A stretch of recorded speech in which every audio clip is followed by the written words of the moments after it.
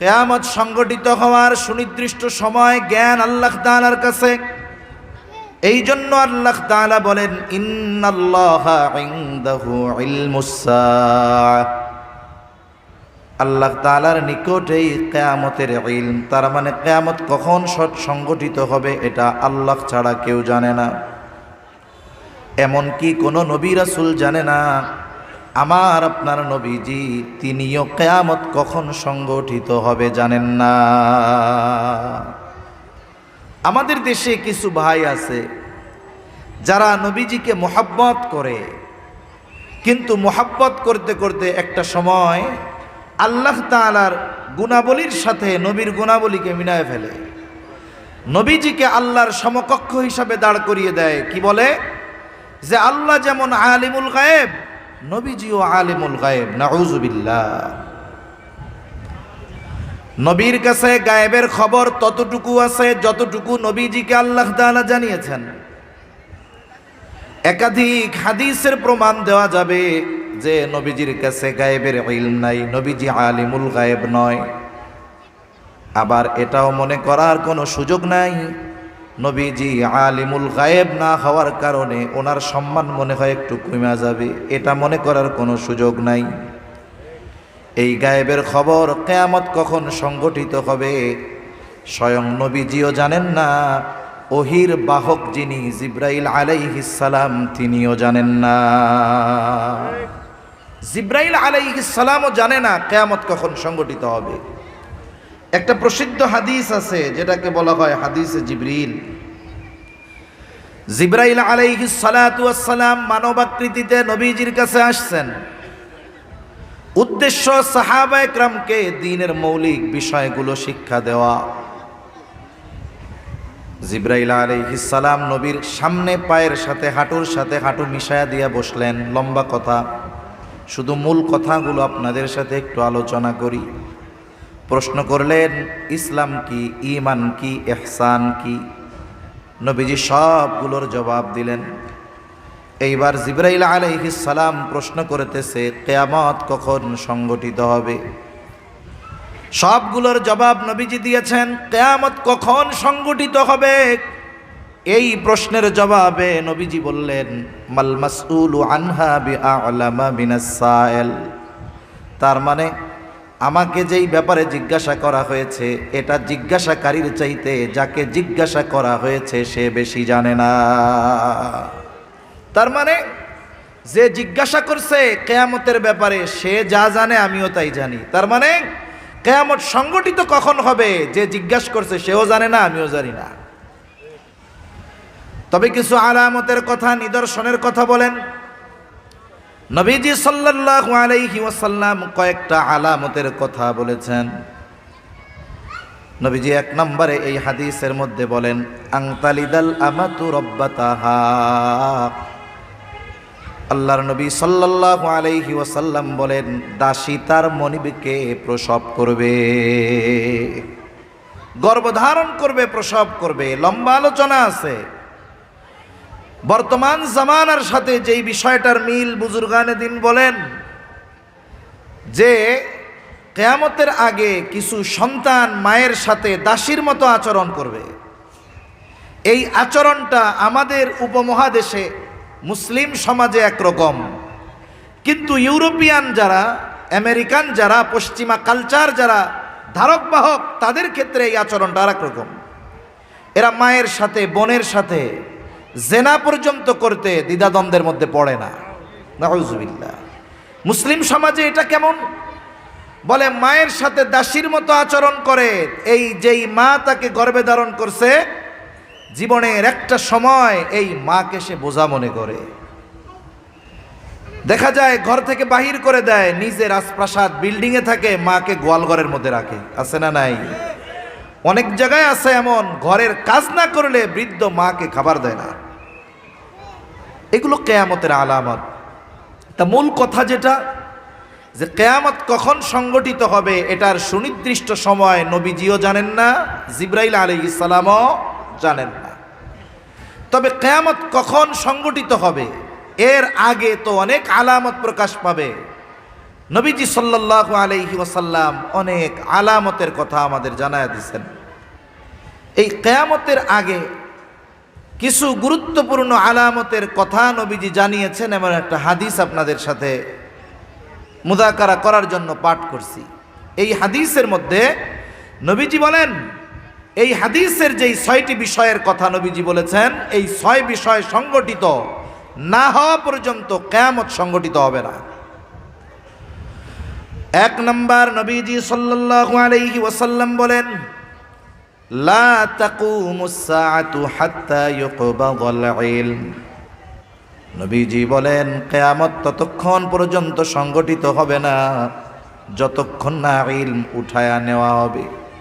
যতক্ষণ ইলম উঠায়া না নেওয়া হবে ততক্ষণ পর্যন্ত কিয়ামত সংগঠিত হবে না।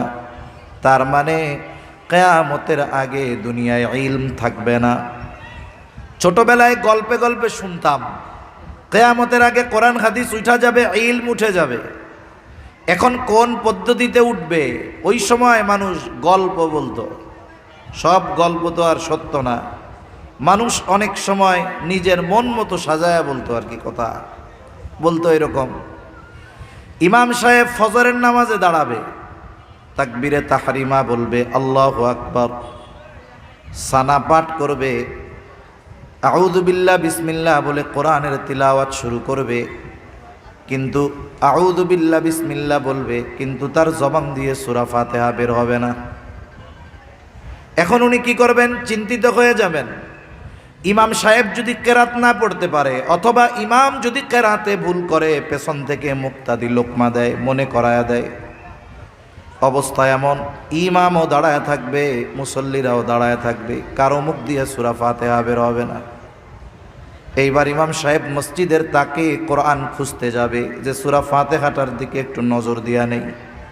এইবার কোরআন খুলবে, দেখবে গত রাত্রে কোরআনের মধ্যে যেই কালো কালি দিয়ে লেখা ছিল কিছুই লেখা নাই, সব পাতাগুলো সাদা হয়ে গেছে।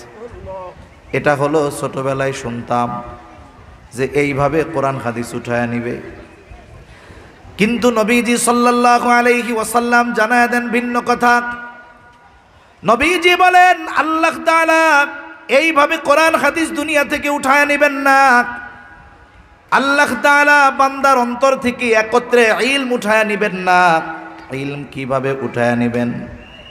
নবীজি সাল্লাল্লাহু আলাইহি ওয়াসাল্লাম বলেন, আল্লাহ তাআলা আলেমদেরকে উঠিয়ে নেওয়ার মাধ্যমে ইলম উঠায়া নিয়ে যাবে। ইয়াকবিদুল ইলমা বিকবদিল উলামা। আল্লাহ তাআলা আলেমদেরকে উঠিয়ে নিয়ে যাওয়ার মাধ্যমে ইলম উঠায়া নিয়ে যাবে। আজ থেকে 100 বছর আগে যেই সমস্ত আলেম ছিল, 100-150 বছর আগে যারা দুনিয়ায় ছিলেন, কাসেম নানুতুবি রহমাতুল্লাহি আলাইহি, রশিদ আহমদ গাঙ্গুহি রহমাতুল্লাহি আলাইহি, আশরাফ আলী থানবী রহমাতুল্লাহি আলাইহি, মুফতি আজম শফি রহমাতুল্লাহি আলাইহি, এনাদের ইলম যেমন ছিল, বলেন তো এখনকার আলেমদের ইলম ওনাদের মতো নাকি? না। তার মানে আমাদের অতীতে যারা চলে গেছে তাদের কোরআন হাদিসের যেই বুঝ, সেই বুঝ আমাদের মধ্যে নাই। এজন্য কিয়ামতের আগে আল্লাহ তাআলা কোরআন হাদিসের লেখা উঠায় নেবেন না। কোরআন হাদিস লেখায় থাকবে, বরং বাইন্ডিং পাতা আরো ঝকঝকা হবে, লেখা আরো সুন্দর হবে, কিন্তু ওই রকম আলেম থাকবে না। সদর সাহেব হুজুর রহমাতুল্লাহি আলাইহি, ওনার যেই বুঝ, সেই বুঝ আমাদের নাই, ওই রকম লোকই নাই। ধারাবাহিকতার ক্রমান্বয়ে একটা সময় এই রকম মুহাক্কিক আলেমরা দুনিয়া থেকে চলে যাবে। বলে কোরআন তো থাকবে, হাদিস তো থাকবে, কিন্তু বাস্তবে এরা আমল থাকবে না। এজন্য নবীজি সাল্লাল্লাহু আলাইহি ওয়াসাল্লাম আর হাদিসের মধ্যে বলেন, ইউশিকু আন ইয়াতিয়া আলান নাসি জামান লা ইয়াবকা মিনাল ইসলামি ইল্লা ইসমুহু ওয়া লা ইয়াবকা মিনাল কুরআন ইল্লা রাসমুহু। আল্লাহ রাব্বুল আলামিনের নবী বলেন, অচিরেই এমন এক জামানা আসবে, লা ইয়াবকা মিনাল কুরআন ইল্লা ইসমুহু, কোরআন শুধু নামে থাকবে, ওয়ালা ইয়াবকা মিনাল কুরআন ইল্লা ইসমুহু ওয়ালা ইয়াবকা মিনাল ইসলাম ইল্লা রসমুহু। ইসলাম কিছুই থাকবে না, শুধু কিছু রুসম থাকবে। কোরআন নামে থাকবে, লেখায় থাকবে, কিন্তু মানুষের মধ্যে প্রকৃতপক্ষে ইসলাম আর কোরআনের আমল মানুষের মধ্যে পাওয়া যাবে না। এখন ইসলাম নামে আছে। যদি আমার কেউ জিজ্ঞাসা করে ধর্ম কি, বলি ইসলাম। সংবিধান কি, জীবন বিধান কি, বলে কোরআন। বলি ঠিক, কিন্তু না আছে আমার আপনার মধ্যে পরিপূর্ণ ইসলাম, না আছে আমার আপনার মধ্যে কোরআন। রাষ্ট্রীয় জীবন তো বহুদূর, ব্যক্তিগত জীবনেও আমরা কোরআন আর ইসলাম যতটুকু মানা সম্ভব ততটুকুও মানি না, ঠিক কিনা বলেন? অথচ কবরে রাখার পরে 3 প্রশ্ন করবে, ঠিক না? এই ভাই, এত কথা কন কেন? এত জোরে জোরে কথা বলেন কেন? চুপ করেন, অনেকক্ষণ ধরে বলতেই আছেন কথা পর্ব। কথা বললে একটু দূরে যাব।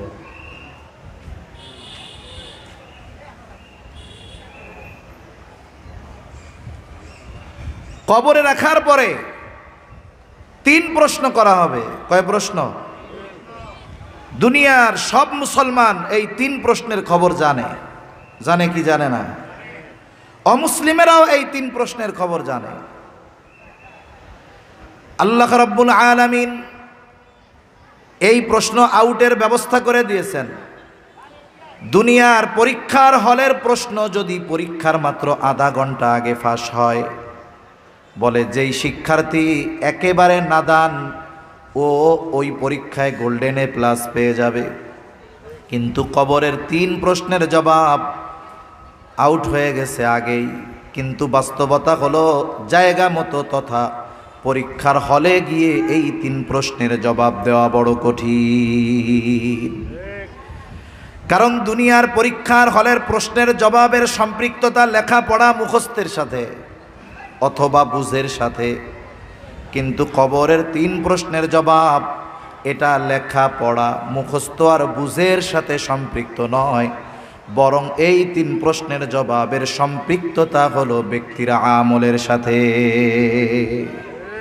যদি কোনো ব্যক্তি এমন হয় বধির, কানে শুনে না, জীবনে কোনোদিন শোনেও নাই যে এই 3 প্রশ্ন কবরে করা হবে, কিন্তু দুনিয়ায় ওই 3 প্রশ্নের আলোকে আমল করছে, বলে দুনিয়ায় প্রশ্নগুলা শুনে নাই, অসুবিধা নাই, কবরে গিয়ে যখন তাকে প্রশ্ন করবে মার রব্বুক, সে জবাব দিবে আমার রব আল্লাহ। ওমা দীনুক, তোমার দিন কি? জবাব দিবে আমার দিন ইসলাম। প্রশ্ন করা হবে নবীজির ব্যাপারে, নবীজিকে দেখায় বলা হবে মা হাদার রাজুলুল্লাযী বুইসা ফীকুম, এই ব্যক্তিকে যাকে তোমাদের কাছে প্রেরণ করা হয়েছিল, সে বইলা দিবে ইনি হলেন আমাদের নবী মুহাম্মদুর রাসূলুল্লাহ সাল্লাল্লাহু আলাইহি ওয়াসাল্লাম। তবে হ্যাঁ, এই 3 প্রশ্নের জবাব তো আমলের সাথে সম্পৃক্ত। যেই ব্যক্তি রবের হুকুম আহকাম মেনে দুনিয়ার হায়াত অতিবাহিত করবে, সে বলবে আমার রব আল্লাহ। যে ব্যক্তিগত জীবন থেকে নিয়ে রাষ্ট্রীয় জীবন পর্যন্ত যেখানেই তার সুযোগ ছিল ইসলামের আলোকে পরিচালিত হয়েছে, করেছে, সে জবাব দিবে আমার দিন হলো ইসলাম। আর যে নবীর আদর্শকে নিজের আদর্শ বানিয়ে নিয়েছে, সে জবাব দিবে আমার নবী মুহাম্মদুর রাসূলুল্লাহ সাল্লাল্লাহু আলাইহি ওয়াসাল্লাম। তাহলে ইসলামকে শুধু রুসম বানালে হবে না। ইহুদি নাসারারা শনি আর রবিবার নিছে, আর আমরা মুসলমানরা শুক্রবার নিছি। তাদের ইবাদতের জায়গাগুলো রবি আর শনিবার ভরে, আর আমাদের মসজিদগুলো শুধুমাত্র শুক্রবারে ভরে, ঠিক কিনা বলেন? মনে করেন ঢাকা শহরের মধ্যে মহল্লার মসজিদ 6-7 তলা মসজিদ। মহল্লার মসজিদে তো আর বাইরের লোক আসে না। মহল্লার লোক 6 তলা ভরে, আরো 12 তলার লোক রাস্তা গিয়া দাঁড়ায়। অথচ এই মহল্লায় ওই দিন জুমার দিন আসরের নামাজে 6 তলা তো বহুদূর, 6 কাতারও ভরে না। এখন আমি আপনি যদি হিসাব করি, তাইলে লিগেল ইসলাম মানা লোকের সংখ্যা মুসলমান 92%, তবে ইসলাম মানা লোকের সংখ্যা 100 জন মুসলমানের মধ্যে 1 জন পাওয়া কঠিন, এটাই বাস্তব। যাই হোক, মূল কথা থেকে অনেক দূরে চলে গেছে। রাসূলুল্লাহ সাল্লাল্লাহু আলাইহি ওয়াসাল্লাম জানায় দেন, কিয়ামতের আগে কোরআন লেখায় থাকবে, ইসলাম রুসুমের সাথে থাকবে, বাস্তবে কোরআন থাকবে না, বাস্তবে ইসলাম থাকবে না। অনুরূপভাবে ইলমকেও আল্লাহ উঠায় নেবেন, কোরআন হাদিস লেখায় থাকবে, কিন্তু কোরআন হাদিসের সহি বুঝনেওয়ালা লোকগুলোকে আল্লাহ তাআলা আস্তে আস্তে উঠায় নিবে। তখন কি হবে?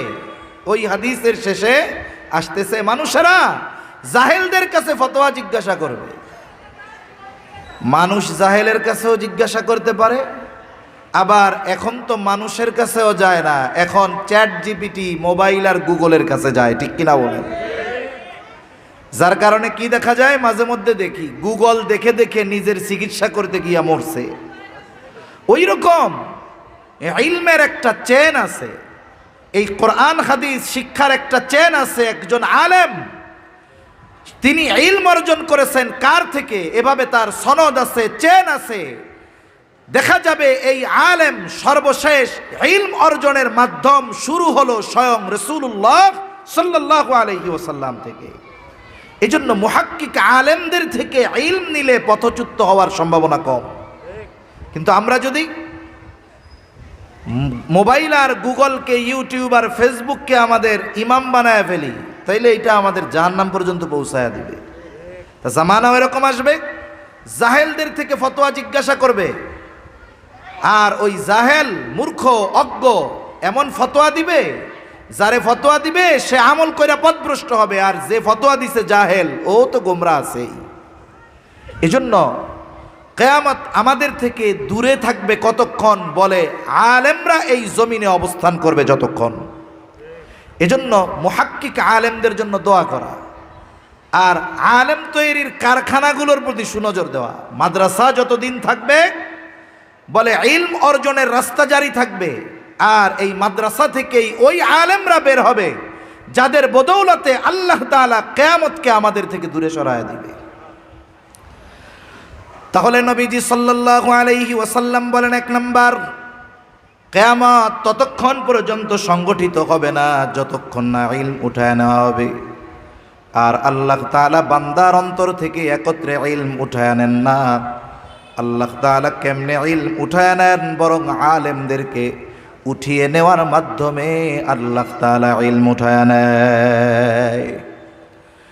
2 নাম্বার, নবীজি সাল্লাল্লাহু আলাইহি ওয়াসাল্লাম বলেন, ততক্ষণ কিয়ামত সংগঠিত হবে না যতক্ষণ না জালজালা বেড়ে যাবে। ওয়াতাকসুরাজ জালাজিলু, তার মানে কিয়ামতের আগে জালজালা বেড়ে যাবে, ভূমিকম্প বেড়ে যাবে। ভূতাত্ত্বিকরা বলেন, পৃথিবীর যেই প্লেট আছে, টেকটনিক প্লেট, এগুলো নড়াচড়ার কারণে ভূমিকম্প হয়। তারা বলেন পৃথিবীতে প্রতিনিয়ত মৃদু আকারের ভূমিকম্প হতেই থাকে। কেন? বলে এই প্লেটের নড়াচড়া সব সময় চলতে থাকে। বলে 1 বছরে নড়াচড়া করে কয় কিলো, কিলো টিলো না, কয়েক সেন্টিমিটার নড়ে। এতটুকু নড়াচড়ায় ভূমিকম্প মৃদুমাত্রার হতেই থাকে। মাঝে মধ্যে যখন একটু দ্রুত, একটু গতি ওইটার চেয়ে বাড়ে, একটু চাপ হয়, বলে তখন 7, 7.5, 8 মাত্রার ভূমিকম্প হয়। ওই মাত্রার ভূমিকম্প যখন হয়, বলে উন্নত বিশ্বের যেই দেশগুলো আছে সর্বোচ্চ প্রযুক্তি ব্যবহার করে বানানো বিল্ডিংগুলাও কেমন যেন টলমল করতে থাকে। কয়েক বছর আগে তুরস্কে ভূমিকম্পে কি অবস্থা, এরপরে থাইল্যান্ডে হইল, আফগানিস্তানে হলো, হাজার হাজার মানুষ মারা গেছে। বড় বড় স্থাপনা মুহূর্তের মধ্যে ভেঙে পড়ছে। এত প্রযুক্তি দিয়ে বানানো উঁচু উঁচু প্রাসাদ ভেঙে পড়ে যাচ্ছে। আমাদের বাংলাদেশে যদি 7.5, 8 মাত্রার হয়, বিজ্ঞানীরা যা বলে তাতে লক্ষ লক্ষ মানুষ মারা যাবে। তবে হ্যাঁ ঠিক, বাংলাদেশের মানুষ ঈমান আমলে দুর্বল ঠিক, কিন্তু এরপরেও এদেশের মানুষ ইসলামকে অপছন্দ করে এমন ব্যক্তিদের পছন্দ করে না। ইসলামের প্রতি মায়া আছে, নবীর সুন্নাত মুখের মধ্যে নাই, কিন্তু নবীরে যদি কেউ কিছু বলে সহ্য করতে পারে না, ঠিক কিনা বলেন? কোরআন পড়তে পারে না ঠিক, কিন্তু কোরআনের বিপক্ষে কেউ যদি কিছু বলে, কোরআনকে যদি অবমাননা করে, এদেশের মানুষ সহ্য করতে পারে না। এজন্য কি দেখলাম কয়েকদিন আগে এক প্রাইভেট ইউনিভার্সিটিতে, ইস্ট ওয়েস্ট না নর্থ সাউথ ইউনিভার্সিটির মধ্যে কোরআনকে প্রকাশ্যে পা দিয়ে পড়ানো হয়েছে। নাউযুবিল্লাহি মিন যালিক। কি করা হলো? ওরা চিন্তা করে যে কোরআনকে অবমাননা করার মাধ্যমে ওরা মূলত আমাদের অবস্থাটা একটু পর্যবেক্ষণ করে, দেখি কোরআনকে অপমান করলে এদের হৃদয়ের সুপ্ত ঈমান তপ্ত হয়ে ওঠে কিনা। আবার দেখুন, যখনই কেউ কোরআন অবমাননা করে, আল্লাহ এবং তার রাসূলের বিরুদ্ধে বলে, অমুসলিমদের কথা বাদ দেন, একদল মুসলমান ওই জালেমদের পক্ষ নিয়ে ওই কোরআন, ইসলাম, আল্লাহ এবং রাসূল অবমাননাকারীদের পক্ষ নিয়ে তারে পাগল বানিয়ে বিচার থেকে বাঁচাতে চায়, ঠিক কিনা বলে? অমুসলিমেরা পক্ষ নিবে ভিন্ন কথা, কিন্তু মুসলমানেরা তাদের পক্ষ অবলম্বন করে, বলে এটা পাগল। তাই পাগল টের পাও কখন? যখন আল্লাহ রাসূল কোরআন অবমাননা করে তখন, এর আগে পাগল আর টের পাও না, তাই না? দুনিয়ার যত পাগল আছে কেউরে কোনোদিন দেখলাম না বাইবেল পুড়াইল, দুনিয়ার কোন পাগলরে দেখলাম না কোনোদিন ত্রিপিটক পুড়াইল, দুনিয়ার কোন পাগলরে দেখলাম না অমুসলিমদের উপাস্যদের নিয়ে গালাগালি দিল।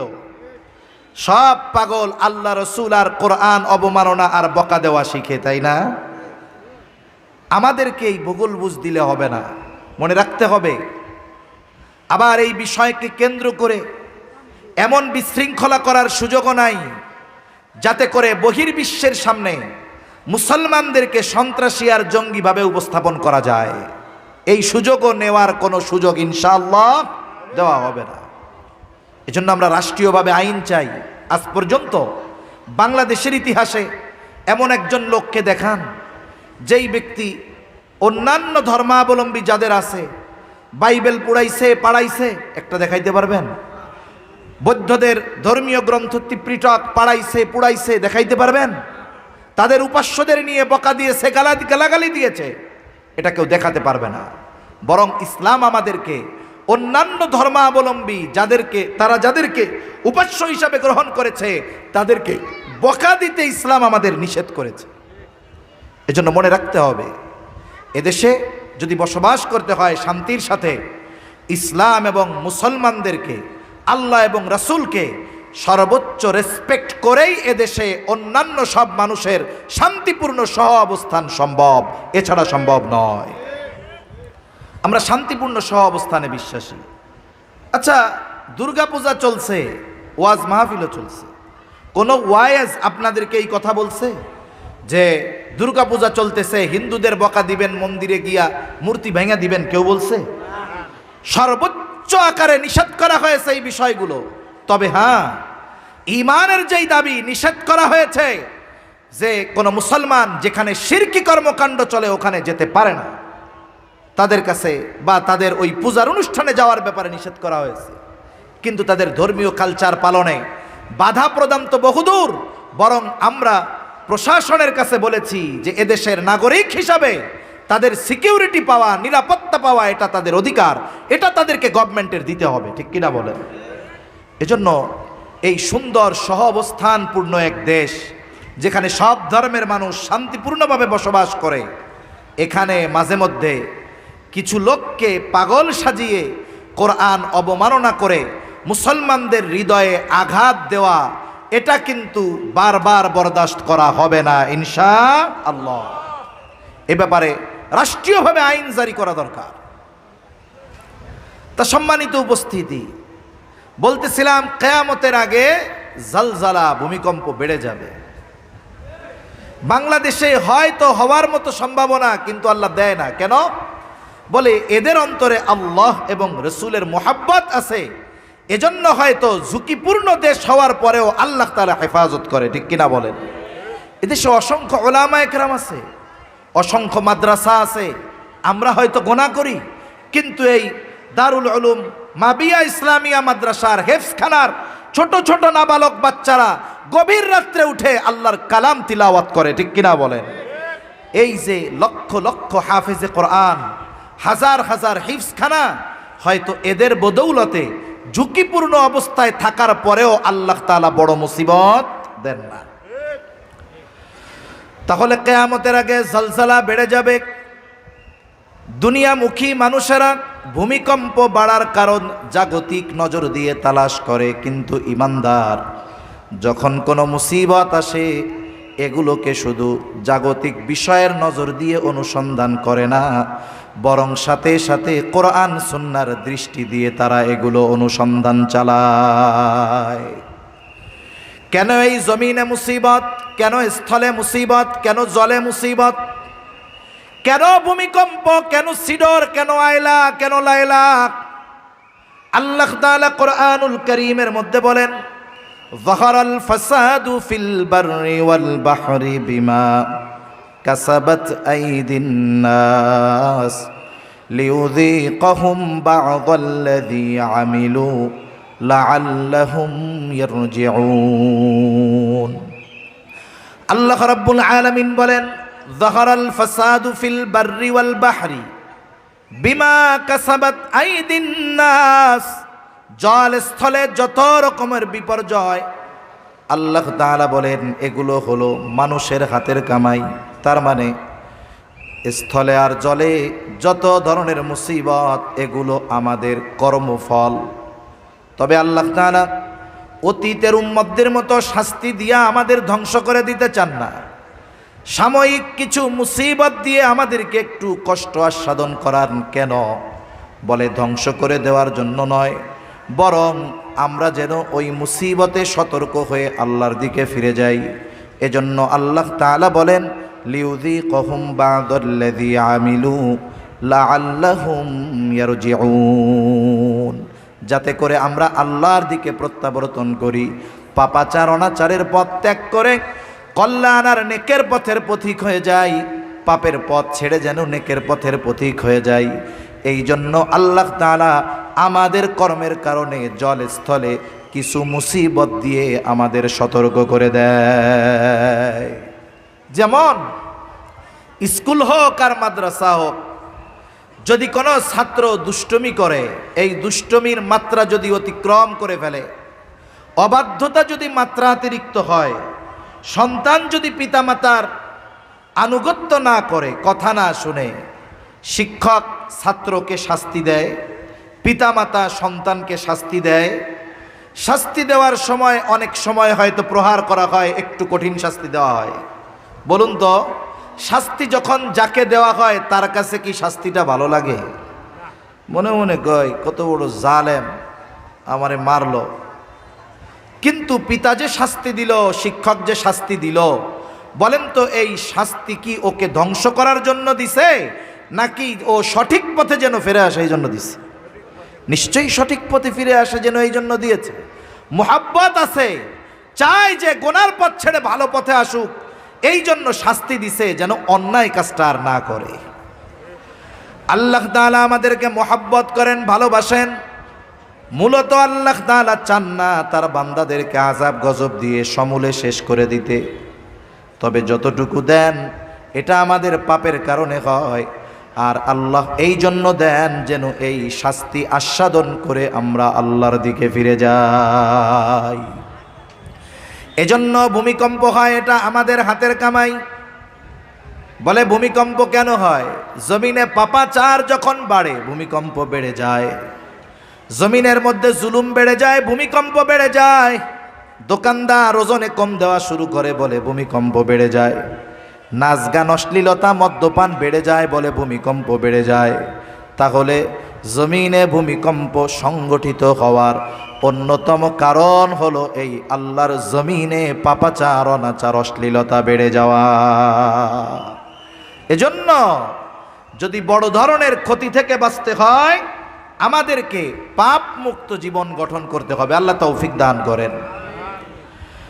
এরপরে নবীজি সাল্লাল্লাহু আলাইহি ওয়াসাল্লাম জানায় দেন, ওয়ায়াতাকারাবাজ জামান, কিয়ামতের আগে সময় সংকুচিত হয়ে যাবে। মনে হবে এক জুমা থেকে আরেক জুমা কেমন যেন চোখের পলকে চলে আসছে। হাদিসের মধ্যে আসছে, এক যুগ কেমন যেন বছরের ন্যায় হয়ে যাবে, বছর কেমন যেন মাসের ন্যায় হয়ে যাবে, মাস কেমন যেন সপ্তাহের ন্যায় হয়ে যাবে, সপ্তাহ কেমন যেন দিনের ন্যায় হয়ে যাবে, আর দিন কেমন যেন ঘন্টার মতো হয়ে যাবে, ঘন্টা কেমন যেন মিনিটের মতো হয়ে যাবে, আর প্রতিটা মিনিট কেমন যেন সেকেন্ডের ন্যায় হয়ে যাবে। তার মানে কিয়ামতের আগে সময় সংকুচিত হয়ে যাবে। আগেও তো 12 বছরে এক যুগ ছিল, 12 মাসে এক বছর ছিল, 7 দিনে এক সপ্তাহ ছিল, 24 ঘন্টায় এক দিন ছিল, 60 মিনিটে 1 ঘন্টা ছিল, 60 সেকেন্ডে 1 মিনিট ছিল। আগেও যা ছিল এখনো তাই আছে, কিন্তু মূল সমস্যা কোথায়? বলে সময় থেকে আল্লাহ বরকত উঠায় নিয়ে গেছে, যার কারণে অতীতের মানুষের সময়ে বরকত ছিল। জাস্টিস মুফতি তকি উসমানী দামাত বরকাতুহুমুল আলিয়া, উনি সময়ের মূল্যায়ন নিয়ে বয়ান করতে গিয়ে বলতেছেন যে সময় প্রত্যেকটা ব্যক্তি যেমন ব্যবহার করে, সময় তার সাথে ওই রকম আচরণ করে। বলে কেউ যদি সময়কে অহেতুক কাজে ব্যয় করে, গোনার কাজে ব্যয় করে, এই সময় তার জন্য সংকুচিত হয়ে যায়। কিন্তু সময়কে যদি কেউ ভালো কাজে ব্যয় করে, ওই সময়ের মধ্যে আল্লাহ বরকত দিয়ে দেয়। যেমন চায়ের দোকানে জোহরের পর থেকে নিয়ে রাত 10টা পর্যন্ত বসে থাকে, কষ্ট হয় না? অনেক মানুষ এমন আছে না নাই? কিন্তু মসজিদে আইসা ইমাম সাহেবের 2 রাকাত নামাজ 7 মিনিটের জায়গায় 8 মিনিট লাগলে কাশি শুরু হয়ে যায়। বল খেলা টেলিভিশনের পর্দায় 5 ঘন্টা 6 ঘন্টা নিয়ে দেখতে সমস্যা হয় না, কিন্তু কোরআন দেখে 2 পৃষ্ঠা পড়তে গেলে কলিজা ছটফট করে, আছে না নাই? বসায় রাখা যায় না মসজিদের মধ্যে। জাগতিক অহেতুক আড্ডায় ঘন্টার পর ঘন্টা পার হয়ে যায়। জুমার দিন ইমাম সাহেব কোনো মতে সালাম ফিরাইতে দিরি 50 জনের ঘাড়ে পাড়া দিয়া মসজিদ থেকে বাহির না হইলে তার ভালো লাগে না, আছে না নাই? এই যে ভালো কাজে দেখবেন অস্থিরতা কাজ করে, যদি এই অস্থিরতাকে জয় করে ওই ভালো কাজের উপরে নিজেকে রেখে দেওয়া যায়, তাহলে দেখবেন সময় বরকত হয়ে গেছে। আর নাইলে কি হবে? জুমার দিন সকালবেলায় মনে হবে আরে এই তো কয়দিন আগেই দেখি শুক্রবার একটা গেল। এভাবেই একটা সময় আমাদের যেই হায়াত বরাদ্দ আছে এটা শেষ হয়ে যাবে, কোনো কাজে লাগবে না। এজন্য আগের মনীষীদের অবস্থা দেখেন। ইমাম গাজ্জালী রহমাতুল্লাহি আলাইহি কত বছর, অল্প কিছু সময়কাল বাঁচছে, 50-56 বছর এরকম মনে হয় বাঁচছে। ইমাম বুখারী রহমাতুল্লাহি আলাইহি 56 বছর বাঁচছে, অথচ এই অল্প হায়াতে তারা যেই পরিমাণ লিখে গেছে, আমরা তাদের চেয়ে বেশি হায়াত পেয়ে ওই পরিমাণ পড়তেই পারি না। ওটা তো অনেক আগের কথা। নিকট অতীতের কথা বলি, হাকিমুল উম্মাত আশরাফ আলী থানভী রহমাতুল্লাহি আলাইহি, ওনার যেই রচনা, ওনার যেই লেখা, উনি যা লিখে গিয়েছেন গোটা হায়াতে, কত খেদমত করেছেন দিনের, এরপরে যা লিখছেন গোটা হায়াতে আমরা পড়ে শেষ করতে পারি না। কেন? বলে ওনাদের হায়াতে বরকত ছিল, সময়কে ভালো কাজে লাগাইছে। এই জন্য আমরাও যদি সময়ে হায়াতে বরকত চাই, অহেতুক ফালতু কাজ বাদ দিয়ে ভালো কাজে মনোনিবেশ করতে হবে ইনশাআল্লাহ। বলেন তাহলে কিয়ামতের আগে নবীজি বলেন ওয়া তাকারাবাজ জামান, কিয়ামত ততক্ষণ সংগঠিত হবে না যতক্ষণ না সময় সংকুচিত হবে। এরপরে নবীজি বলেন ওয়া তাযহারুল ফিতান, কিয়ামতের আগে ফিতনা প্রকাশ পাবে, ততক্ষণ কিয়ামত হবে না। এখানে ফিতনা দ্বারা উদ্দেশ্য হলো মাসীহ দাজ্জাল। ওই দাজ্জালের আগমনের ক্ষেত্র প্রস্তুত করতেছে ইসরাইল। ইসরাইল ওকে ত্রাণকর্তা মনে করে, যার কারণে সুদূর ইউফ্রেটিস নদী থেকে নিয়ে নীলনদ পর্যন্ত গ্রেটার ইসরাইল তৈরির বাসনা তাদের মনে। কিন্তু আফসোস, তারা তাদের মনের কথা প্রকাশ্যে ঢাকঢোল পিটায়া বলে দিচ্ছে, অথচ যেই দেশগুলোর উপরে তারা ভয়ালো থাবা দিয়ে রাখছে ওই মুসলিম দেশগুলার শাসকদের ঘুম ভাঙে না। যাদের দেশ দখলের হুমকি জাতীয় সংঘে গিয়ে দিচ্ছে ওই দেশগুলোর কোনো আহ নাই, এরা একেবারে মৃত লাশের ন্যায় হয়ে গেছে।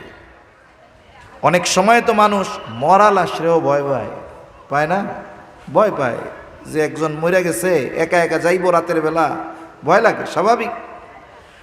ইসরায়েল একটা ব্যক্তি মরা লাশকে যেই পরিমাণ ভয় পায়, ইসরায়েল আরবের শাসকদেরকে ওই পরিমাণও ভয় পায় না। একটা পিঁপড়ার কামড়কে যেই পরিমাণ ভয় পায় ইসরায়েল, ওরা আরব শাসকদের ওই পরিমাণ ভয় পায় না। থোড়া কেয়ার, কোনো গোনেই না এদেরকে। কিন্তু যাদের উপরে মুসিবত প্রথমে পতিত হবে এই মানুষগুলারই কোনো খবর নাই, হুঁশ নাই। এজন্য আমরা দোয়া করি আল্লাহ তাআলা ওই সমস্ত রাষ্ট্রপ্রধানদের ঘুমন্ত বিবেককে আল্লাহ জাগ্রত বানায় দেন। আজকে অবরুদ্ধ গাজায় মুসলমানদের উপরে যেই নির্যাতন, শুধু মুসলিম বিশ্ব নয়, গোটা পৃথিবীর অধিকাংশ দেশ ইসরায়েলের এই বর্বরতার বিরুদ্ধে অবস্থান নেওয়ার পরেও গোটা পৃথিবীকে বৃদ্ধাঙ্গুলি দেখিয়ে অবরুদ্ধ গাজার মুসলমানদের উপরে যেই ধ্বংসলীলা চালাচ্ছে, এর কারণে সবচাইতে বড় দায়ী ওই আরব গাদ্দারগুলো। যদি ওরা গাদ্দারি না করত তাহলে ওসমানী খেলাফতের পতন হতো না। বিস্ফোরা ইসরায়েল ওই পবিত্র ভূমিতে এসে বসতি স্থাপন করতে পারতো না, ঠিক কিনা বলে? এজন্য মুসলমান, ওই জায়গায় মুসলমানদের ওই পরিস্থিতি, আমরাও মোটামুটি এক গাজার মতো ভূখণ্ডে বসবাস করতেছি। এজন্য প্রত্যেকটা ইমানদারের উচিত ধ্বংস হয়ে যাওয়ার আগে ওই ধরনের জালেমদেরকে ধ্বংস করার প্রস্তুতি নেওয়া, ঈমান আমল মজবুত করা, এবং যদি কোনো বহির্শত্রু দেশের উপরে, ইসলামের উপরে আক্রমণ করার অপচেষ্টা করে, জীবনের সর্বশেষ রক্তবিন্দু দিয়ে হলেও ওদের প্রতিহত করার জন্য প্রস্তুত থাকা, ঠিক কিনা বলেন? মনে রাখবেন, ওই সমস্ত মানুষের অন্তরেই মাটির মোহাব্বত থাকে, বলে যাদের অন্তরে ঈমান থাকে। একমাত্র ঈমানদারদের মধ্যেই দেশপ্রেম থাকে, ঈমানদারদের মধ্যেই উম্মাহ প্রেম থাকে। আর যারা মুখে স্বাধীনতার ওই বিষয়গুলোকে নিয়ে, যারা ৭১ পতাকা, জাতীয় সঙ্গীতের চেতনাকে নিয়ে দেশপ্রেম হাইলাইট করে, এই সবগুলা চিটিং বাজার বাটপার, এরা সময় মতো দেখবেন একটাও দেশের মধ্যে থাকবে না। কারণ আমাকে আপনাকে থাকতে হবে। আপনার কানাডায় বাড়ি নাই, আমারও কানাডায় বাড়ি নাই। ওরা তো পালাইয়া পাশের দেশে চলে যাওয়ার অবস্থা হয়েছে, কিন্তু আমাকে আপনাকে পাশের দেশে ঢোকার কোনো সুযোগ দেওয়া হবে না। হয়তো মরতে হবে, না হয় বঙ্গোপসাগরের মধ্যে ছুটতে হবে, এছাড়া উপায় নাই। এখন যদি মৃত্যুই হয় সর্বশেষ অবস্থা, তাহলে ঈমানের সাথে জালেমদের বিরুদ্ধে লড়াই করে মরাই শ্রেয়, ঠিক কিনা বলেন? সেজন্য সম্মানিত উপস্থিতি, প্রস্তুত থাকতে হবে আমাদের। তাহলে কিয়ামতের আগে সবচেয়ে বড় ফিতনা হলো দাজ্জালের ফিতনা। নবীজি সাল্লাল্লাহু আলাইহি ওয়াসাল্লাম এই ফিতনা থেকে বাঁচার আমল আমাদের শিখায়া দিয়েছেন। নবীজি সাল্লাল্লাহু আলাইহি ওয়াসাল্লাম সূরা কাহাফের আমলের কথা শিখায়া দিয়েছেন। নবীজি বলেন, জুমার দিন যে সূরা কাহাফ তিলাওয়াত করবে, আল্লাহ রব্বুল আলামিন তাকে দাজ্জালের ফিতনা থেকে হেফাজত করবে। আরেক বর্ণনায় আসছে কমপক্ষে 10 আয়াত। প্রথম 10 আয়াত আমার আপনার জীবনে বেঁচে থাকার জন্য আল্লাহ তাআলা শ্বাস প্রশ্বাসকে যেমন জরুরি করে দিয়েছেন, বলে না খেয়ে যদি হায়াত থাকে 2-4-10 বেলা বাঁচা যাবে, কিন্তু 10 মিনিট বেঁচে থাকার জন্য বলেন তো অক্সিজেন নেওয়ার দরকার আছে না নাই? কার্বন ডাই অক্সাইড ছাড়ার দরকার আছে না নাই? মানুষ না খেয়ে বেঁচে থাকতে পারবে, কিন্তু কে আছেন এইখানে যে হুজুর আমি 1 ঘন্টাও না 10টা মিনিট নাক মুখ টেপ দিয়ে পেঁচায় রাখবেন, আল্লাহর রহমতে বাইসা থাকমু? এই চ্যালেঞ্জ নেওয়ার মতো ক্ষমতা কারো আছে? নাই। এই শ্বাস প্রশ্বাস আমার আপনার জীবনে বেঁচে থাকার জন্য যেমন জরুরি, ফিতনা থেকে বাঁচার জন্য অনুরূপভাবে সূরা কাহাফের আমলটাও আমি আপনি জরুরি বানায় নিব। 10টা আয়াত মুখস্থ করেন, এক এক স্বপ্নে এক এক আয়াত মুখস্থ করেন। একটা পৃষ্ঠা কতটুকু? আর নিজের ঘরের মানুষদেরকে মুখস্থ করান, এতে কি হবে? বুজুর্গানে দিন বলেন, যেই আমলে দাজ্জালের মতো ফিতনা থেকে বাঁচা যাবে, ওই আমল দাজ্জাল আগমনের আগে যত ফিতনা আছে ওগুলো থেকেও আল্লাহ চাইতো ওই আমলের কারণে আল্লাহ বান্দাকে হেফাজত করবে। এজন্য সূরা কাহফের আমল গুরুত্ব দিয়ে করব তো ইনশাআল্লাহ। আল্লাহ তৌফিক দান করেন। এরপরে নবীজি সাল্লাল্লাহু আলাইহি ওয়াসাল্লাম বলেন, ওয়া তাকসুরুল হারজ, কিয়ামতের আগে হারজ বেড়ে যাবে। সাহাবায়ে কেরাম নবীজিকে জিজ্ঞাসা করে, ইয়া রাসূলুল্লাহ সাল্লাল্লাহু আলাইহি ওয়াসাল্লাম, আমরা তো প্রতি বছর হাজার হাজার মুশরিকদের হত্যা করি। নবীজি বলেন, হারজ এটা না। নবীজি সাল্লাল্লাহু আলাইহি ওয়াসাল্লাম বলেন, কিয়ামতের আগে মুসলমানদের মধ্যে পারস্পরিক হত্যাকাণ্ড বেড়ে যাবে। চাচা ভাতিজাকে খুন করবে, ভাতিজা চাচাকে খুন করবে, এক প্রতিবেশী অপর প্রতিবেশীকে খুন করবে, বাবা ছেলেকে, ছেলে বাবাকে, মামা ভাগিনাকে, ভাগিনা মামাকে।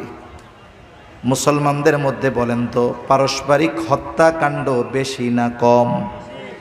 গোটা পৃথিবীতে অমুসলিমেরা দৈনিক যেই পরিমাণ মুসলমানদের হত্যা করে, বর্তমান দুনিয়ায় এককভাবে একই দিনে সবচাইতে বেশি মানুষ হত্যা হয় গাজায়। গোটা পৃথিবীতে অমুসলিমদের মাধ্যমে একদিনে যত মানুষ হত্যা হয় তার চাইতে কম পক্ষে 10 গুণ বেশি মানুষ মুসলমান অপর মুসলমানের দ্বারা হত্যাকাণ্ডের শিকার হয়। তার মানে পারস্পরিক হত্যাকাণ্ড এত পরিমাণ বেশি যে অমুসলিমেরাও এত পরিমাণ মুসলমান দৈনিক হত্যা করে না। হয়তো পারিবারিক কারণে, না হয় সামাজিক কারণে, না হয় রাজনৈতিক কারণে, অথবা অর্থনৈতিক কারণে দৈনিক মুসলমানদের মধ্যে মুসলমানেরাই অপর মুসলমানকে হত্যা করতেছে। এর সংখ্যা কাফেরদের দ্বারা হত্যাকাণ্ড হওয়ার সংখ্যার 10 গুণের চাইতেও বেশি। এটা সময়ের সাথে সাথে বাড়তেছে, কিয়ামতের আগে আরো বাড়বে। একটা সময় তো মানুষ আরেকটা মানুষকে হত্যা করবে এটা চিন্তাও করতো না। যদি বাংলাদেশের মধ্যে কোথাও একটা অন্যায়ভাবে হত্যাকাণ্ড হতো, অনলাইন ছিল না, ফেসবুক ইউটিউব কিছুই ছিল না, অথচ ওই ধরনের হত্যাকাণ্ড গোটা দেশকে একেবারে উত্তাল সমুদ্রে পরিণত করতো, ঠিক কিনা বলেন? কিন্তু এখন আমার ঘরের পাশে হত্যা হয়, আমি মুখে চুপ কইরা বসে থাকি, যে মনে মনে কই আল্লাহ আমি বাইসে আছি আলহামদুলিল্লাহ, সব মইরা যায় জাগা। হত্যাকাণ্ডের পরিমাণ এত বেড়েছে, তুচ্ছ কারণে মানুষ মানুষকে হত্যা করতেছে। বাকি টাকা 2 টাকা পায়, দোকানদার চাইছে 2 টাকা পাই দেন, এই কারণে হত্যা করে ফেলতেছে। একটু কথা কাটাকাটি তর্কাতর্কি হয়েছে, এই কারণে একজন আরেকজনকে হত্যা করে ফেলতেছে। তরুণদের মধ্যে যুবক কিশোর ছোট মানুষ ক্লাস 5-6-এ পড়ে, একটু তর্কাতর্কি হয়েছে, কত ঠান্ডা মাথায় প্ল্যান করে সংঘবদ্ধভাবে হত্যাকাণ্ড সংগঠিত করতেছে। এক একটা ঘটনা, এটা শুধু ঘটনা পর্যন্ত সীমাবদ্ধ নয়, ওই যেই ঘটনাটা ঘটতেছে ওটাই হলো ভবিষ্যতের বাস্তব রূপ, যদি আমরা এখন থেকে সতর্ক না হই। এজন্য কিয়ামতের আগে আল্লাহর নবী বলেন পারস্পরিক হত্যাকাণ্ড বেড়ে যাবে। অথচ হত্যা কত বড় জঘন্য এক অপরাধ।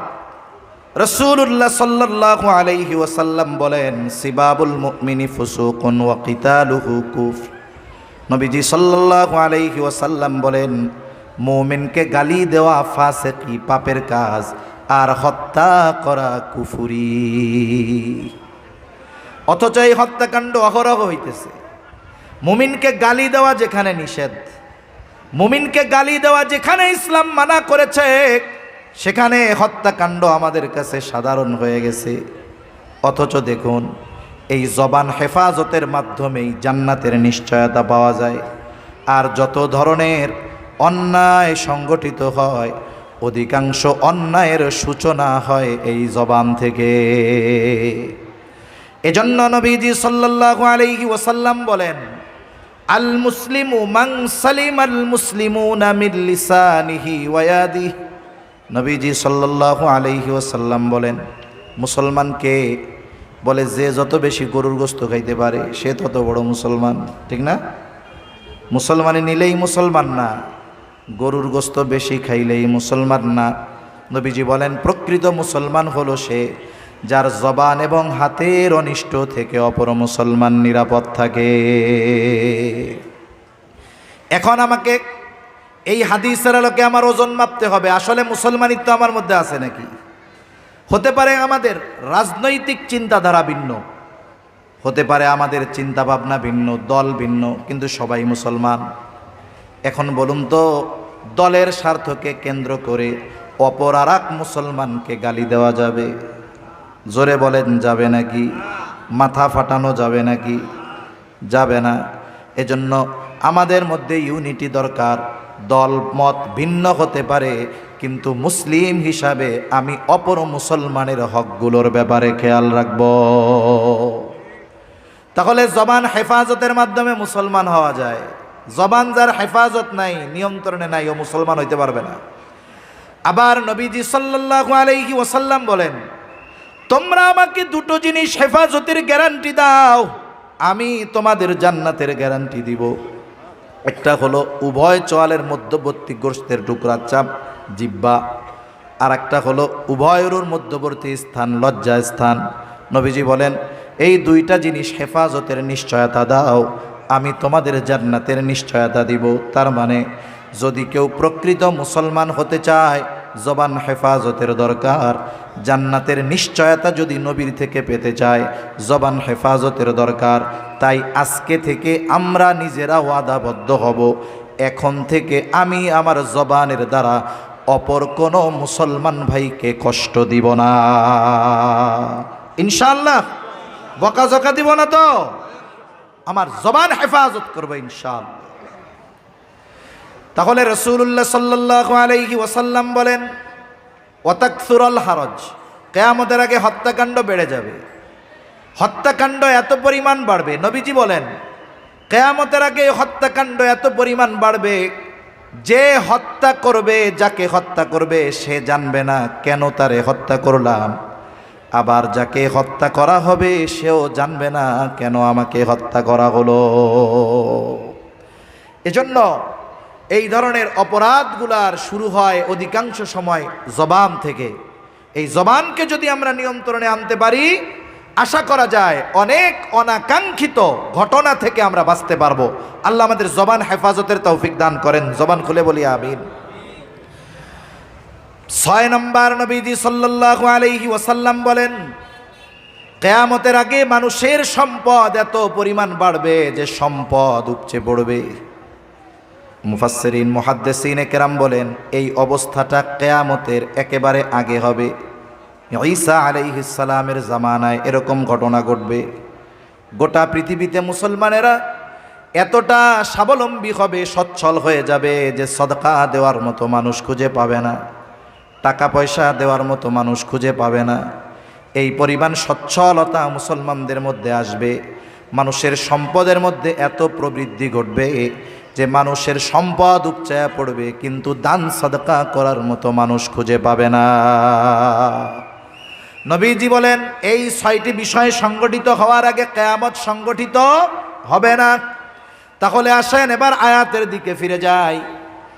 আল্লাহ রাব্বুল আলামিন 1 নম্বরে বলেন, ইন্নাল্লাহা ইনদাহু ইলমুস সাআহ।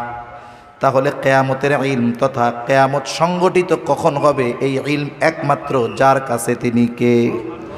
2 নম্বর, আল্লাহ তাআলা বলেন, ওয়ায়ুনাজ্জিলুল গায়থ, তিনি বৃষ্টি নামান। মেঘ হলেই বৃষ্টি হয় না। অনেক সময় আমরা দেখি গোটা আকাশ দুপুরবেলায় অন্ধকার মেঘে ছেয়ে গেছে। দুপুর 12টা, মনে হচ্ছে রাত 12টা, মানুষেরা ঘরে চলে গেছে যে বৃষ্টিতে আজকে অবস্থা খারাপ। 5 মিনিট পর দমকা হাওয়া, মুহূর্তের মধ্যে আকাশ ক্লিয়ার হয় কি হয় না? আবার অনেক সময় রোদও আছে, আকাশে মাথার উপরে মেঘও নাই, ধুমসে বৃষ্টি নামা শুরু হয়ে গেছে। এই জন্য মেঘ হলেই বৃষ্টি হয় না, বরং বৃষ্টি যিনি দেন তিনি কে? এরপরে আল্লাহ তাআলা বলেন, ওয়ায়ালামু মা ফিল আরহাম, মায়ের রেহেমে মাতৃগর্ভে কি আছে, ছেলে না মেয়ে, এটা কেউ জানে না, জানে কে? এখন কইতে পারেন হুজুর হওয়ার আগেই তো আল্ট্রাসোনোগ্রাফির মাধ্যমে আমরা জেনে যাই। বলে হ্যাঁ জানেন, ঠিক আছে, তবে কখন জানেন? আল্লাহ তাআলা আকৃতি দেন এরপরে জানেন, কিন্তু এর আগেও তো প্রায় 4 মাস 120 দিন মায়ের পেটে থাকে, রক্তপিণ্ড হিসাবে থাকে, মাংসপিণ্ড হিসাবে থাকে। আকৃতি আসার আগে দুনিয়ার কোন বিজ্ঞান আছে, বিজ্ঞানী আছে শুধুমাত্র ওই রক্ত, জমাট রক্ত আর মাংসপিণ্ড গবেষণা করে বলবে এটা ছেলে নামে? এটা বলার ক্ষমতা কারো নাই, বরং আল্ট্রাসোনোগ্রামের মাধ্যমে বলতে পারে। কখন? বলে ওই সন্তানকে মায়ের পেটে যখন আল্লাহ তাআলা আকৃতি দেয় তখন শুধু বলতে পারে পেটে ছেলে নামে, এর আগে বলতে পারে না। এর আগে বলার মতো ক্ষমতা কারো নাই।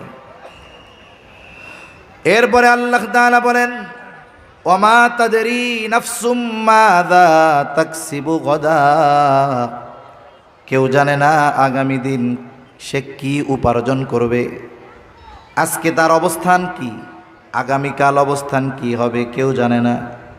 ওই যে কবি সুন্দর কথা বলে, নদীর এপার ভাঙে ওপার গড়ে, এই তো নদীর খেলা, সকাল বেলার ধনীরে তুই ফকির সন্ধ্যাবেলা।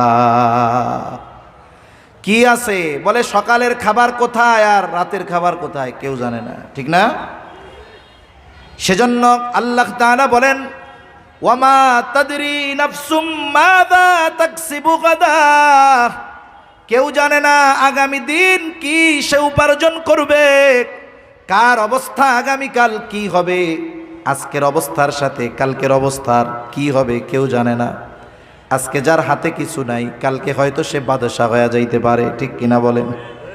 কিছুই ছিল না বলে সেও হয়তো ক্ষমতার মসনদে বসে যাইতে পারে।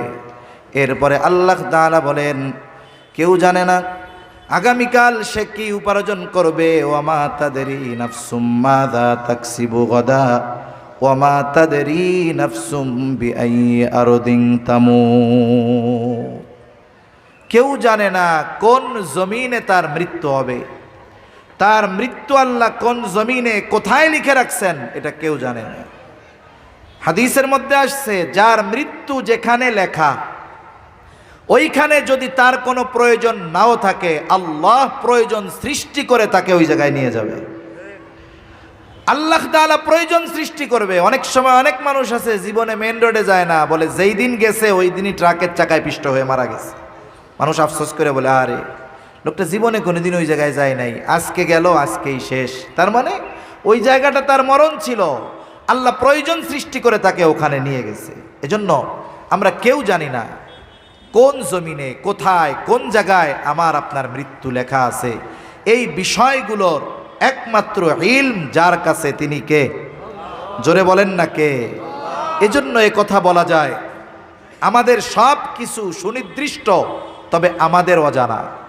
আমাদের হায়াত কতটুকু, মৃত্যু কোথায়, সব সুনির্দিষ্ট, তবে আমাদের অজানা, আমাদের জানা নাই। এজন্য কি করা উচিত?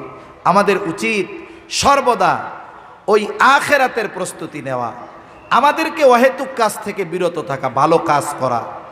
আমরা আমাদের জীবনের ভালো গুরুত্বপূর্ণ কাজ কোনগুলো, আমাদের জীবনের গুরুত্বপূর্ণ কাজ কোনগুলো, এটা আমরা কিভাবে বাঁচব একটা বিষয় খেয়াল করেন, তাহলে বুঝতে পারবো যে আমাদের জীবনের গুরুত্বপূর্ণ কাজ কি। আমরা যারা মুসলমান আছি প্রত্যেকেই মৃত্যুর ভয় আছে, আখেরাতের চিন্তা আছে, সে নামাজ পড়ুক আর না পড়ুক, ঠিক কিনা বলেন? সবাই চিন্তা করে। অনেকে আছে চায়ের দোকানে আড্ডা দেওয়াটাকে সে গুরুত্বপূর্ণ কাজ মনে করে, অনেকে ফেসবুক মোবাইল টিপাকে গুরুত্বপূর্ণ কাজ মনে করে। মনে করেন এইখানে আমরা যারা আছি, আমাদের এই কয়জন, আমরা এখন নিশ্চিত হয়ে গেলাম যে এখন 9টা 25 বাজে, আমাদের সবার 10টার সময় মৃত্যু হবে। হাতে আছে কয় মিনিট? জোরে বলেন না, কয় মিনিট? এই মুহূর্তে কি করবেন চিন্তা করবেন? ফেসবুক বাইর করে একটা পোস্ট দেই যে গাইস 35 মিনিট পরে আমার মৃত্যু হবে। কেউ দিবে? আর একজন কি চিন্তা করবে আরে চার দোকানে যাই চা খাইয়া একটু আড্ডাটা জলদি করে দিয়াই, এই চিন্তা করবে? সব বাদ দিয়া অজু কইরা মসজিদে ঢুকবো, 2 রাকাত নামাজ পড়বে, জীবনের শ্রেষ্ঠ নামাজ। যে ব্যক্তি জীবনে কোনোদিন আল্লাহর ভয়ে তো বহুদূর, ব্যথা পাইয়াও কান্দে নাই, ও দেখবেন কান্না শুরু করে দিছে আল্লাহর কাছে, আল্লাহ মাফ করে দাও, আল্লাহ জাহান্নাম থেকে বাঁচাও, জীবনের সব মাফ করো। তার মানে এখন থেকে আধা ঘন্টা পরে আমার আপনার যদি মৃত্যু হয়, এই আধা ঘন্টা যেই কাজ আমি আপনি করব, ওই কাজই আমার আপনার জীবনের সবচাইতে গুরুত্বপূর্ণ কাজ। এজন্য সম্মানিত উপস্থিতি, কোন সময় হায়াত শেষ হয়ে যায় আমরা কেউ জানি না, কিন্তু আখেরাতের পথের পথিক হতে হবে এ ব্যাপারে কোনো সন্দেহ নাই। এজন্য চালাক তো তারাই যারা এই দুনিয়ায় থাকতে আখেরাতের পাথেও সংগ্রহ করে নেয়, যারা দুনিয়াকে আখেরাতকে প্রাধান্য দিয়ে দুনিয়ার সুখ স্বাচ্ছন্দ্যকে গ্রহণ করে। কারণ আল্লাহ তাআলা বলেছেন, মান কানা ইউরিদু হারসাল আখিরাতি নাজিদ লাহু ফি হারসি ওয়া মান কানা ইউরিদু হারসাদ দুনিয়া নুতিহি মিনহা ওয়া মা লাহু ফিল আখিরাতি বিন নাসিব। আল্লাহ তাআলা বলেন যে আল্লাহ তাআলার কাছে আখেরাতের ফসল চায়, আখেরাত চায়, আল্লাহ তাকে আখেরাত দেন, সাথে সাথে কি দেন? নাজিদ লাহু ফি হারসি। আল্লাহ বলেন আমি তার এই ফসলের মধ্যে প্রবৃদ্ধি দান করি। অতিরিক্ত কখন দেয়? বলে আগে পরিপূর্ণ দেওয়ার পরে এরপরে অতিরিক্তটা দেয়। কিন্তু যে শুধু দুনিয়া চায়, ওমান কানা ইউরিদু হারসাদ দুনিয়া, যে শুধু দুনিয়া চায়, আল্লাহ বলেন নুতিহি মিনহা, তাকে আমি দেই কতটুক? বলে সে যতটুক চায় ততটুক নয়, বরং আমি যতটুক চাই তাকে ততটুক দেই। একজনের মন চায় প্রেসিডেন্ট হইতে, সে যদি মেম্বার হইয়া বসে থাকে, বলেন তো এই মেম্বার হওয়ার মধ্যে শান্তি আছে? তার চাওয়া কি? আমি প্রেসিডেন্ট হব, কিন্তু আল্লাহ ওরে মেম্বার বানায় বসায় রাখছে, দেখবেন ওর শান্তি নেই। তাহলে আল্লাহ তাআলা যারা দুনিয়া চায়, সে যতটুক চায় ততটুক দেন না, বরং আল্লাহ যতটুক চায় ততটুক দেন। কিন্তু ক্ষতি কি? ওমা লাহু ফিল আখিরাতি মিন নাসিব, আখিরাতে তার জন্য কিছু নাই। এজন্য দুনিয়া কেমন? বলে অনেক সময় বাজারে গেলে 5 লিটারের তেলের সাথে 100 গ্রামের একটা সাবান ফ্রি দেয়, দেয় কি দেয় না? মাঝে মধ্যে আপনি যেই দোকানে বাজার করেন, ওরে গিয়ে যদি বলেন 5 বছর ধরে তোমার দোকান থেকে বাজার কিনতেছি, আজকে আর আসল কিনবো না, ফ্রি সাবানটা দিয়ে দাও, দিবে? বলবে ভাই আপনি তেল কিনেন, সাবান ফ্রি পেয়ে যাবেন। আমি আপনি যদি আখেরাত চাই, ওই তেল কিনলে যেমন সাবান ওই দোকানদার এমনি দিয়ে দেয়, আল্লাহর কাছে যদি আখেরাত চাই, জীবনকে যদি আখেরাতকে অগ্রাধিকার দিয়ে গড়ি, তাহলে দুনিয়া অটোমেটিক আমাদের দিবেন কে? আল্লাহ দিবেন। আল্লাহ কথাগুলো বুঝবার তৌফিক দান করে।